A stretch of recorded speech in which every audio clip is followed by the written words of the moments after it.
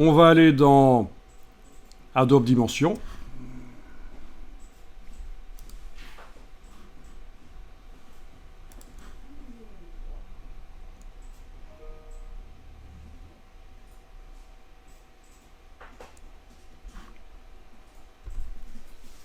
Voilà, créer une nouvelle scène et importer. Alors, il va falloir utiliser le raccourci parce qu'en fait, on ne peut pas importer plusieurs objets en même temps, je pense.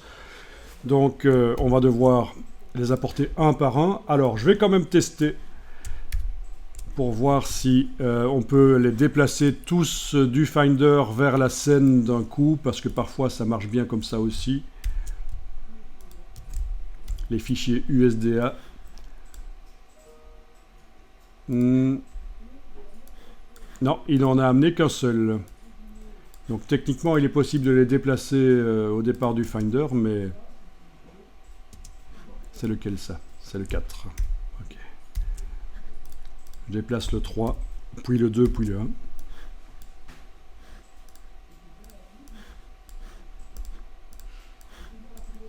Voilà, finalement, on a nos objets dans Dimension, d'une manière ou d'une autre.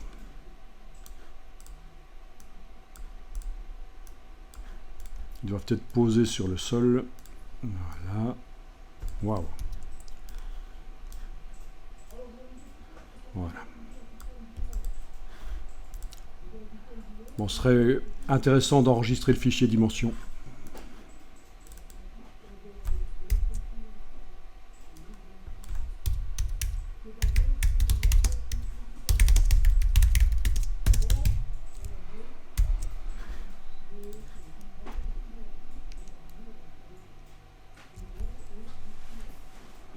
Au niveau de l'épaisseur, ça marche. Vous voyez, le problème, souvent, c'est qu'on n'a pas donné la bonne taille aux objets dans Illustrator, et alors on a mis une épaisseur d'1 mm, et quand on les récupère dans Dimension, on a l'impression que l'épaisseur est de 5 mm. Mais c'est parce qu'en fait, ils ne sont pas à la bonne taille. Mais nous, on les a mis à la bonne taille dans Illustrator, donc ils ont réellement, on a réellement l'impression qu'ils ont une épaisseur de 1 mm.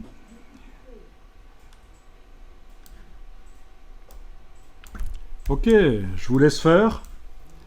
Non, je vous montre, pour ceux qui seraient un peu perdus.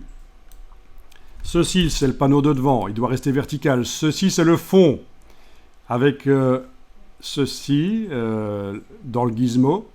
Et la touche Shift, je le tourne à 90 degrés. Voilà, c'est le fond. Ceci, par rapport au fond qui se trouve là derrière, ceci doit tourner, donc flèche verte, touche Shift pendant que je tourne, voilà.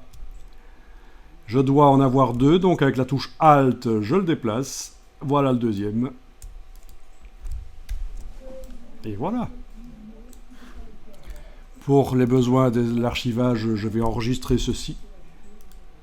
Mais ce n'est pas nécessaire à ce stade, c'est juste parce que c'est une formation pour que vous ayez le fichier intermédiaire.